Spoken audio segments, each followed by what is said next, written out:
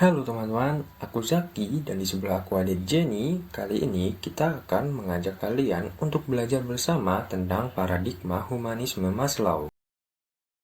Teman-teman, pernah gak sih kamu merasa hidup kamu stuck gitu-gitu aja? Kamu mencari uang untuk makan, lalu saat kamu mendapatkan banyak uang, kamu bisa membeli rumah, pakaian, hal-hal yang bisa memberi kamu kesenangan. Nah, kebutuhan seperti itu pernah dibahas oleh seorang psikolog aliran humanisme, yaitu Abraham Maslow. Langsung saja pada biografi Abraham Maslow. Abraham Maslow dilahirkan di Brooklyn, New York pada tanggal 1 April 1908. Abraham Maslow adalah anak pertama dari 7 bersaudara. Beliau pernah mengajar di Brooklyn College pada tahun 1937 sampai 1951. Beliau juga seorang psikolog aliran humanistik, serta memberikan kontribusinya dalam teori kebutuhan manusia. Teori humanisme memandang manusia sebagai makhluk unik yang mencari makna hidup. Artinya, makhluk unik yang karena memiliki kebutuhan yang kompleks dan beragam, mulai dari kebutuhan fisik dasar seperti makanan dan tempat tinggal, hingga kebutuhan psikologis yang lebih tinggi seperti rasa percaya diri, pengakuan, dan pengembangan diri. Setelah kebutuhan dasar terpenuhi, manusia akan mulai mencari pemenuhan dalam hal pencapaian diri, hubungan sosial yang bermakna, dan pencarian makna hidup yang lebih dalam.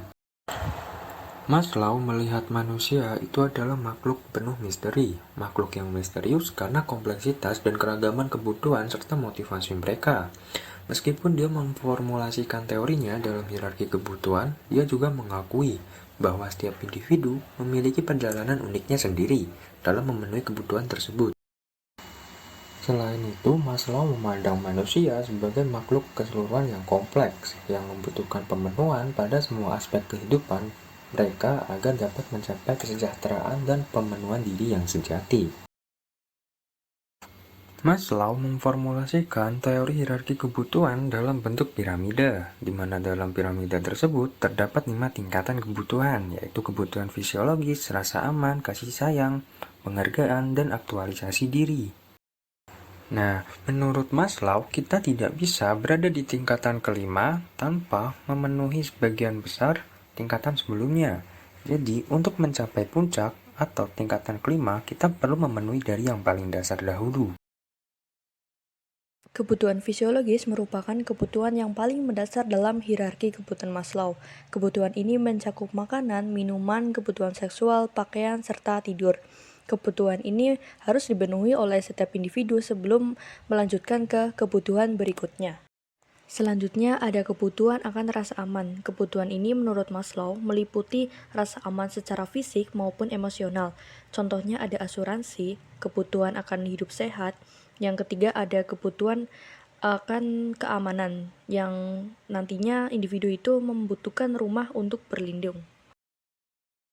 Lalu ada kebutuhan akan kasih sayang. Kebutuhan ini meliputi rasa ingin diterima dan dicintai.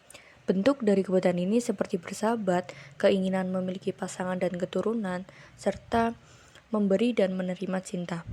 Seseorang yang kebutuhan cintanya sudah relatif terpenuhi sejak kecil, tidak akan merasa panik saat ia ditolak oleh cintanya. Ia akan memiliki keyakinan besar bahwa dirinya itu akan diterima oleh orang-orang yang memang penting bagi dirinya. Jadi, ketika ada orang lain menolak dirinya, ia tidak akan merasa mudah hancur. Selanjutnya ada kebutuhan akan penghargaan. Kebutuhan akan penghargaan ini meliputi rasa ingin dihargai atas segala hal yang sudah dicapai. Jadi ketika seorang individu sudah memiliki prestasi, mereka sudah siap untuk memasuki gerbang aktualisasi diri, di mana kebutuhan tertinggi yang ditemukan oleh Maslow. Yang terakhir ada kebutuhan akan aktualisasi diri. Pada kebutuhan ini, manusia memiliki hasrat untuk terus-menerus mewujudkan potensi yang ada dalam dirinya. Maslow sendiri percaya bahwa ketika individu sudah mencapai kebutuhan akan aktualisasi diri ini, individu akan terus-menerus mengembangkan kemampuannya untuk mencapai potensi diri sepenuhnya. Nah, selesai sudah pembelajaran kita kali ini. Semoga bisa menambah wawasan serta memperdalam pemahaman teman-teman tentang paradigma humanisme dari tokoh Maslow. Saya Zaki dan mewakili teman saya Jenny, izin pamit mengundurkan diri. Terima kasih. Created using Powtoon.